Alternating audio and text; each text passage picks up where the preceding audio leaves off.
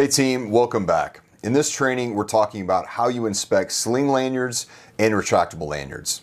No bullet lists or PowerPoint, just a story of staying sharp, staying safe, and keeping your gear working. Let's get into it. Start your inspection by checking the identification tag, manufacturer name, date of manufacturer, model, serial number, material, rated capacity, all of those things. If it's missing or unreadable, don't use it. That's a fail right out of the gate. Now, as you run your fingers along the sling, picture a slow, methodical journey.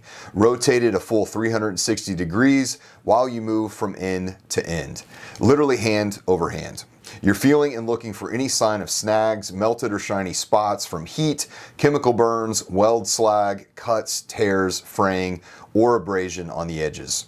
Any damage like that means immediate removal. Take special care around knots, splices, or stitching zones. Don't ever shorten a sling with a knot or bolt. Knots can cut its strength nearly in half. Every stitch needs to be intact and tight. Next up, the hardware.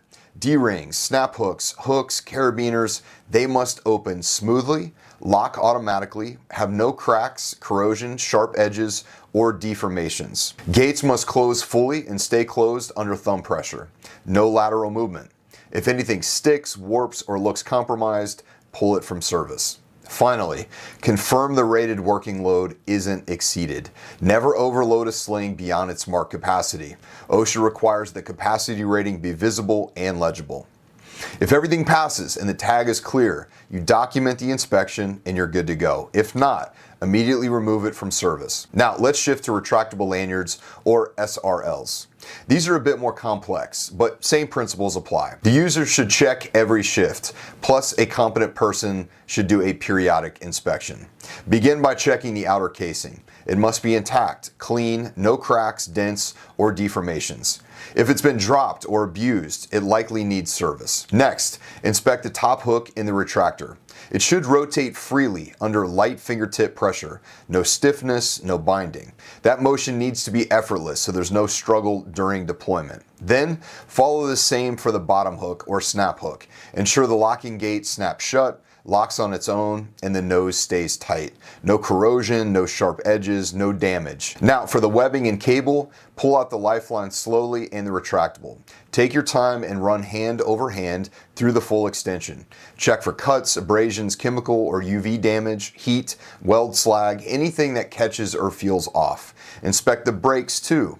Extend and retract several times to test that the braking mechanism locks quickly and releases cleanly, again with fingertip pressure and no delay. Labels are next. Confirm the tag is legible with date of manufacturer, serial number, ANSI OSHA compliance markings, class designation, which could be class 1 or class 2, etc., clearance charts if required, and missing or unreadable labels means you cannot ensure it's the right device for the job. From a regulatory viewpoint, SRLs that limit free fall to 2 feet must sustain at least 3,000 pounds tensile load, and those that don't must handle 5,000 pounds at full extension. Also, D-rings and carabiners should be rated to 5,000 pounds and proof tested to 3,600 pounds without deformation. If the device has been involved in a fall arrest event or it shows any sign of malfunction or damage, take it out of service and have it professionally serviced or replaced per manufacturer instructions. Never try to use it again until it's inspected properly by a qualified service center.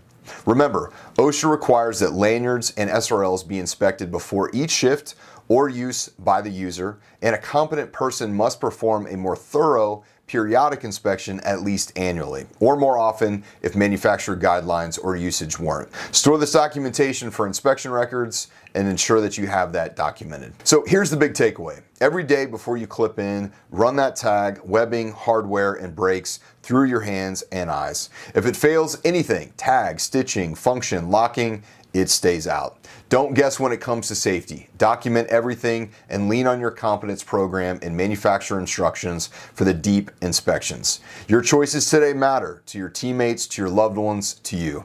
Stay safe, and I'll see you in the next one.